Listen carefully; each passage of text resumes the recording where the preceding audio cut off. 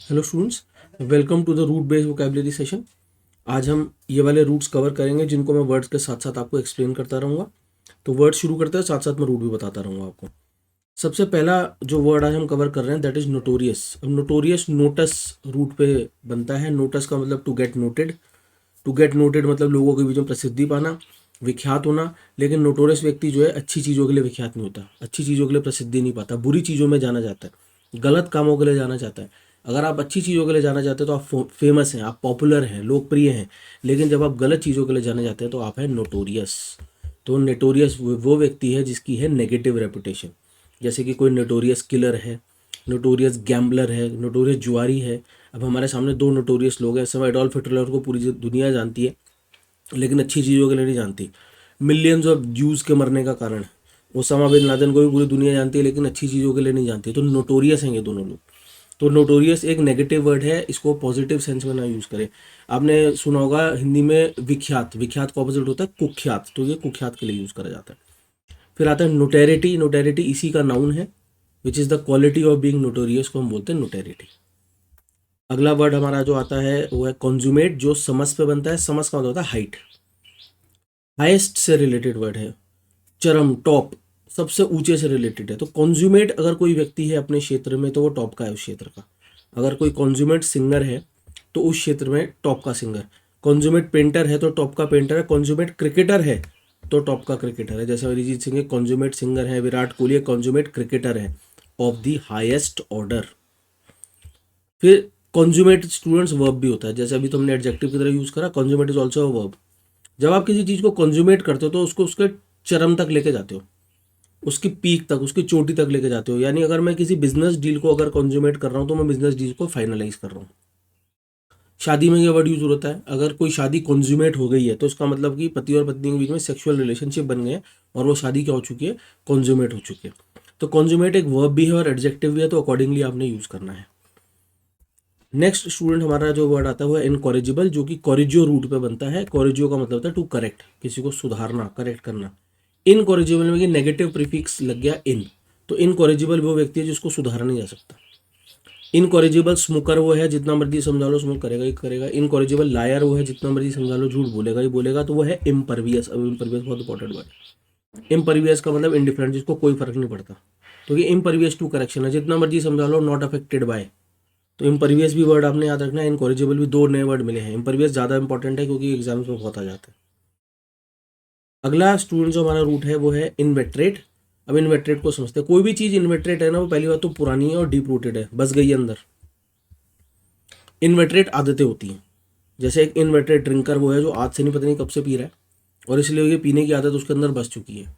इनवेट्रेट smoker वो है जो कब से पता नहीं स्मोक कर रहा है और वो आदत उसके अंदर बच गई। अब जरूरी नहीं है नेगेटिव्स में यूज़ करना है, पॉजिटिव में भी यूज़ कर सकते हो। इनवेट्रेट रीडर, बचपन से रीड करता आ रहा है तो उसको रीड करना ही करना है, नॉवल पढ़ना ही पढ़ना है, स्टोरी बुक पढ़नी ही पढ़नी। पॉजिटिव में भी यूज़ कर सकते हो।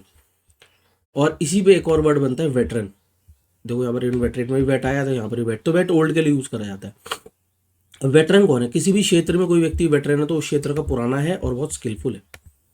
तो वेटरन क्रिकेटर वो है जो बहुत पुराने ज़माने से क्रिकेट खेल रहा है, पुराना क्रिकेटर है और उस बहुत स्किलफुल भी है। वेटरन एक्टर, जैसे यहाँ पर आपके सामने एक एक्टर है, पुराने एक्टर हैं और बहुत स्किलफुल है, अपने अपने क्षेत्र में पारंगत है, एक्सपर्ट है।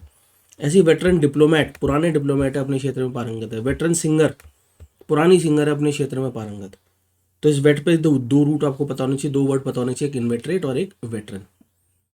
वेटरन के साथ स्टूडेंट्स की ना प्रेपोजिशन का भी ध्यान रखना है। जिस क्षेत्र में वेटरन है तो ये एट और इन दोनों यूज होता है। वेटरन एट, वेटरन इन, ये दो प्रेपोजिशन भी ध्यान रखना है। आगे बढ़ते हैं।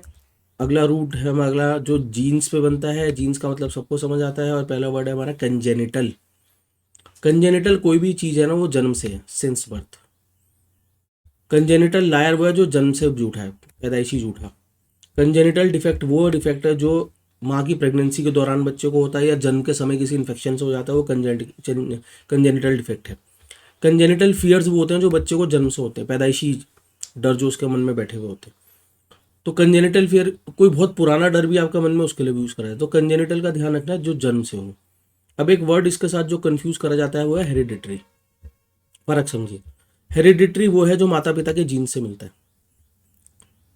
जैसे आंखों का रंग, बालों का रंग, स्किन का रंग, ये हेरिडिटरी है। कंजेनिटल वो चीज़ है जो जन्म के बाद, यानी जैसे या जन्म के दौरान, प्रेगनेंसी के दौरान मान लीजिए कोई डिफेक्ट बच्चे में आया तो वो कंजेनिटल डिफेक्ट है, हेरिडेटरी डिफेक्ट नहीं आता। लेकिन कोई रोग माता पिता को है, उनके जीन्स में है वो, और वही बच्चे में पास ऑन होता है, तो वो कैसा डिफेक्ट होगा, वो एक हेरिडेटरी डिफेक्ट होगा। फर्क समझ लीजिए, हेरिडेटरी जीन से आता है माता पिता के, और कंजेनिटल जन्म से होता है। प्रेगनेंसी के दौरान, जन्म के दौरान जो दिक्कत होती है उसको हम कंजेनिटल बोलते हैं। इसी पर और रूट भी मिलेंगे हमें। जेनेटिक्स वो साइंस है जो डील करती है किससे, transmission of hereditary characteristics from parents to offspring. Genetics वो विज्ञान है जो बताता है कि कैसे hereditary characteristics, hereditary features pass on होते हैं माता पिता से, और किस तक आते हैं, बच्चे तक आते हैं, ऑफस्प्रिंग तक आते हैं। स्टूडेंट्स, ऑफस्प्रिंग को भी थोड़ी बात कर ले तो ऑफस्प्रिंग एक ऐसा नाउन है जिसका कभी प्लूरल नहीं बनाते, सिंगुलर और प्लूरल फॉर्म में सेम है, यानी एक बच्चे को भी ऑफस्प्रिंग बोलते हैं और 10 बच्चों को भी ऑफस्प्रिंग बोलते हैं। ऐसा मत लगाना, इसमें एक नाउन का क्वेश्चन हम तैयार कर रहे हैं इसमें। फिर आता है जीनियोलॉजी, ओलॉजी आ गया, तो ये भी एक साइंस है, विज्ञान है, स्टडी है, लेकिन ये किसकी, फैमिली ट्री, कौन है हमारे पुरखे, दादा, दादा का दादा, ये चीज़ जब पढ़ी जाती है, फैमिली ट्री को जब देखा जाता है, तो ये स्टडी कहलाती है जीनियोलॉजी। फिर है जेनेसिस, किसी भी चीज़ का जेनेसिस उसका ओरिजिन है, उसकी शुरुआत है, कोई चीज़ कब अस्तित्व में आती है तो उसको हम बोलते हैं जेनेसिस। तो कॉमन वर्ड है genesis word, genesis of something is the beginning of something, is the origin of something. तो जीन्स पे ये 3-4 वर्ड आपको पता होने चाहिए। जेनिटल से हमने, कंजेनिटल से हमने शुरू करा और जेनेसिस पे हम आए। अगला बहुत इंटरेस्टिंग रूट आ रहा है students, chronos. Chronos is the root for time, समय। बहुत सारे वर्ड बनेंगे इसमें। तो सबसे पहले तो आता है क्रॉनिक। कोई भी चीज़ क्रॉनिक है ना, वो समय के साथ साथ बार बार हो जाती है, अगेन एंड अगेन, रिपीटेडली होती है। क्रॉनिक डिजीज है जो लौट लौट के आता है, जैसे लोगों का अस्थमा होता है तो हर साल एक पर्टिकुलर सीजन में लौट के आ जाता है। कईयों को क्रॉनिक पेन होते हैं, जैसी सर्दी बढ़ती है उनका दर्द वापस आ जाता है। तो जो समय के साथ लौट लौट के आए उस चीज़ को हम बोलते हैं क्रॉनिक। फिर 2 वर्ड आते हैं, एक एनाक्रोनिज्म और एक है एनाक्रोनस। एक नाउन है, एक एडजेक्टिव है, लेकिन ऑलमोस्ट एक ही चीज़ के लिए यूज हो रहे हैं। एनाक्रोनस से शुरू करते हैं। कोई भी चीज़ एनाक्रोनस है वो अब आउटडेटेड है, ऑब्सोलीट है। आउटडेटेड और ऑब्सोलीट मतलब उसका अब समय खत्म, उसका चलन खत्म, उसका इस्तेमाल खत्म। जैसे टाइपराइटर एनाक्रोनस है, अब यूज़ नहीं करा जाता, इसका चलन खत्म है, इस्तेमाल खत्म है, ऑब्सोल्यूट है, आउटडेटेड है। एनाक्रोनिज्म में यही बात बताता है, लेकिन इन द नाउन फॉर्म। अगर मैं बोलता हूँ कि अब कुछ चीज़, कुछ वैल्यूज़, कुछ मूल्य एनाक्रोनिज्म बन चुके हैं, यानी अब वो मूल्य का आज के ज़माने में कोई काम नहीं है। आपने कोई फिल्म देखी और आपने बोला कि the movie was full of anachronisms, यानी आप बता रहे हो सर मूवी में तो सारी ऐसी चीज़ें दिखाई गई है जो अब की दुनिया में होती नहीं, चलती नहीं आजकल। कोई किताब पढ़ी, उसमें आपने बोला था book is full of anachronism, यानी बुक ऐसी बात बताती है जो अब चलती नहीं, अब दुनिया में आउटडेटेड हो चुकी हैं वो सारी बातें। तो एनाक्रोनिज्म नाउन है, एनाक्रोनस उसी का ही क्या है, एडजेक्टिव है। इसी का एक और एप्लीकेशन करते हैं। हमने बोला कोई चीज़ जब आउट ऑफ टाइम है, आउट ऑफ टाइम मतलब जिसका समय अब खत्म हो चुका है, चलन खत्म हो चुका है, इस्तेमाल खत्म हो चुका है, वो तो है एनाक्रोनस। लेकिन जब जगह के हिसाब से हम ये चीज़ सोचते हैं, कोई चीज़ जो उस जगह को बिलोंग ना करे, उस जगह के हिसाब से सूट ना हो, जैसे फॉर एग्जाम्पल आप इस पिक्चर में देखेंगे एक सोफ़ा रखा हुआ है in the middle of the jungle. तो in the middle of the jungle ये सोफ़ा सूट नहीं कर रहा, बिकॉज सोफे की ये उचित जगह नहीं है जंगल। तो ये सोफ़ा यहाँ पर इनकॉन्ग्रुअस है।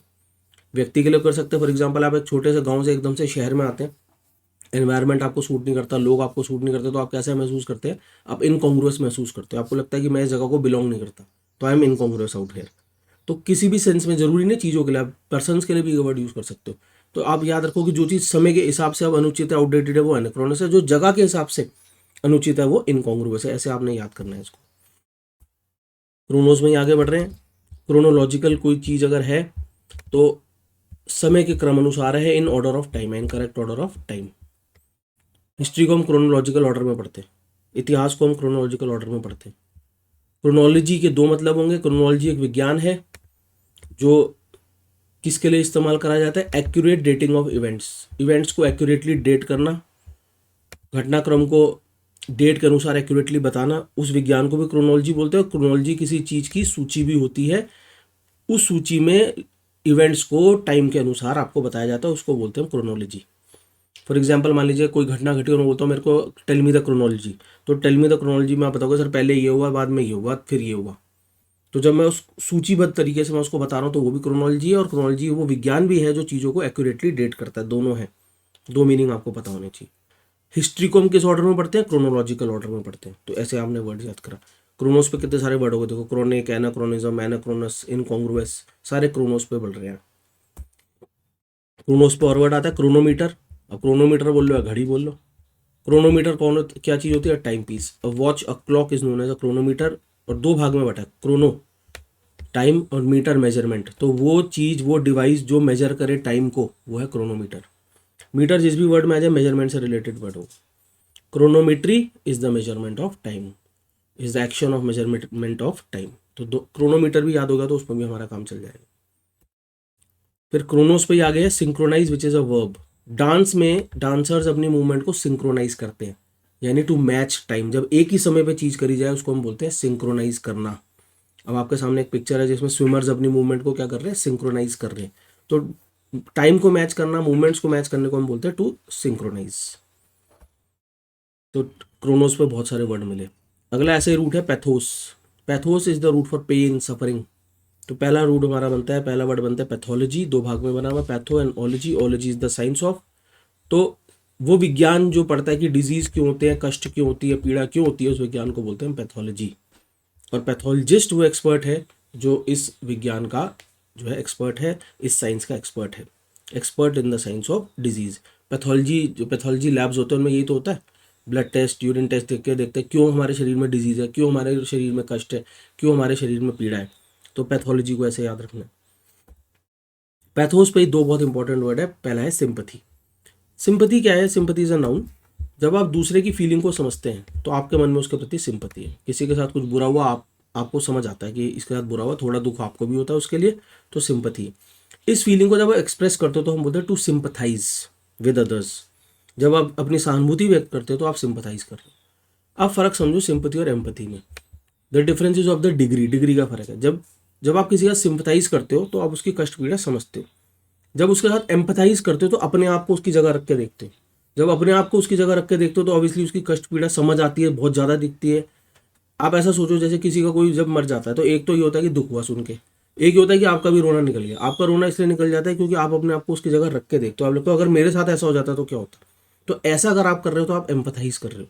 तो there is the difference of degree. Sympathy और एम्पथी में डिग्री का फर्क है बस। सिंपथी में आप सामने वाले का कष्ट समझते हो, एम्पथी में आप आइडेंटिफाई करते हो, अपने आप को उसकी जगह रख के देखते हो। तो ऑब्वियसली वो जो कष्ट और पीड़ा है उसकी डिग्री आपको ज़्यादा दिखती है। फिर पैथोस पे ही अगला वर्ड है एंटीपैथी। एंटी में एंटी वर्ड आ गया पैथोस से पहले। Anti is against. तो किसी चीज़ के जब अगेंस्ट आपके मन में फीलिंग होती है, डिसलाइक की फीलिंग होती है, घृणा की फीलिंग होती है, उसको बोलते हैं एंटीपैथी। प्रपोजिशन टू और टूवर्ड्स के साथ इस्तेमाल करा जाता है। हिज एंटीपैथी टू या टूवर्ड्स पॉलिटिक्स इज क्लियर, यानी उसके मन में जो घृणा है पॉलिटिक्स के प्रति वो साफ है। Antipathy to towards. सिमिलरली फिर आता है अपैथी। अपैथी का मतलब when you have no feelings, किसी चीज़ के प्रति कोई फीलिंग ही नहीं है आपको। अगर if you have apathy towards politics, यानी पॉलिटिक्स के प्रति कोई फीलिंग, आप पॉलिटिक्स फॉलो ही नहीं करते। अपैथी का एडजेक्टिव बनाएंगे अपैथेटिक। तो आप अभी नाउन ही याद करेंगे वो भी चलेगा मुझे, कि अपैथी क्या है? When you are non responsive to something, जब उसके प्रति कोई फीलिंग नहीं है आपके मन में, दैट इज अपैथी। फिर आता है pathetic. Pathetic is a condition, और वो इतनी मिजरेबल होती है, इतनी दयनीय होती है कि आपके मन में दया भाव जगा दे। इतनी दयनीय स्थिति को हम बोलते हैं पथेटिक कंडीशन, मिजरेबल कंडीशन। इतना ज़्यादा कष्ट, इतना ज़्यादा पेन नजर आता है आपको सामने वाले की स्थिति में कि आपके मन में दया जाग जाती है, इसको हम बोलते हैं पथेटिक। तो सारे वर्ड रिलेटेड तो पेन से ही हैं, सारे वर्ड रिलेटेड तो सफरिंग से ही है। और लास्ट वर्ड हमारा आज का है टेलीपैथी। कई बार ऐसा होता है कि आप अपने दोस्त के बारे में सोच रहे हो तो और उसका फ़ोन आ जाता है एकदम से, वो कहता है मैं भी तेरे बारे में ही सोच रहा था। तो होता क्या है कि एक दूसरे की फीलिंग्स को महसूस करना over long distances, tele is the root for distance. एक दूसरे की फीलिंग को महसूस करना over long distance is known as telepathy. तो पैथोस पे आपको इतने सारे वर्ड मिल गए, sympathy, empathy, pathology, apathy, antipathy. Proposition भी हमने डिस्कस कर लिया कि इनके साथ क्या प्रपोजिशन होगा, है ना। तो ये 10-12 मिनट का एक वीडियो और इतने सारे वर्ड मिल जाए तो ये इट्स अ गुड डील। अच्छे से नोट्स बनाइए, काम आएंगे ज़रूर आपके। और इस तरीके का वीडियो लेके मैं आपके लिए फिर आऊँगा। Thank you.